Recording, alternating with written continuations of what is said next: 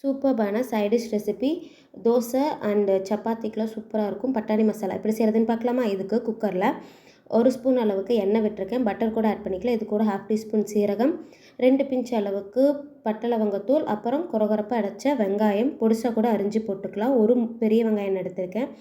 இது நல்லா வதக்கினதுக்கப்புறம் 1 ஸ்பூன் அளவுக்கு ஜிஞ்சர் கார்லிக் பேஸ்ட் போட்டு அது ஒரு ராஸ்மல் போனதுக்கப்புறம் நான் ஒரு தக்காளி அதே மாதிரி கொரகொரப்பாக அரைச்சி ஆட் பண்ணியிருக்கேன். நம்ம பொடிசாவும் ஆட் பண்ணிக்கலாம். தக்காளி நல்லா வதங்கினதுக்கப்புறம் மசாலாஸ் ஆட் பண்ணணும். 1 பிஞ்ச் அளவுக்கு மஞ்சத்தூள், 1 ஸ்பூன் அளவுக்கு மிளகாய்த்தூள், அப்புறம் 1/2 ஸ்பூன் அளவுக்கு மல்லித்தூள் அண்ட் 1/2 ஸ்பூன் அளவுக்கு கரம் மசாலா இதெல்லாம் போட்டு ராஸ்மல் போகிற அளவுக்கு நல்லா வதக்கிக்கலாம். பிடிக்காமல் இருக்கிறதுக்கு பட்டாணி வேக வச்ச தண்ணி நான் கொஞ்சமாக ஆட் பண்ணியிருக்கேன்.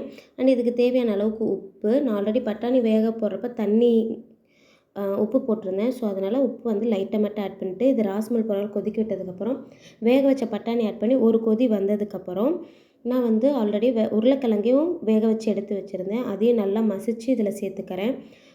இந்த கிரேவிக்கு நல்லா ஒரு திக்னஸ் கொடுக்கறதுக்காக டேஸ்ட்டும் சூப்பராக இருக்கும். இப்போ உப்பெல்லாம் செக் பண்ணிவிட்டு ஒரே ஒரு விசில் மட்டும் இல்லைன்னா ஒரு 5 மினிட்ஸ் எல்லாம் ஹை ஃப்ளேமில் கொதிக்க விடுங்க. ஒரு விசில் விட்டு எடுத்ததுக்கப்புறம் எந்த அளவுக்கு திக்காக வேணுமோ அந்த அளவுக்கு நம்ம தண்ணி ஆட் பண்ணி கொதிக்க விட்டுறலாம்.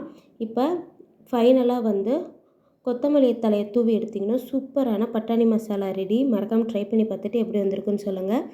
சேனலை சப்ஸ்கிரைப் பண்ணிக்கோங்க. அண்ட் தேங்க்ஸ் ஃபார் வாட்சிங்.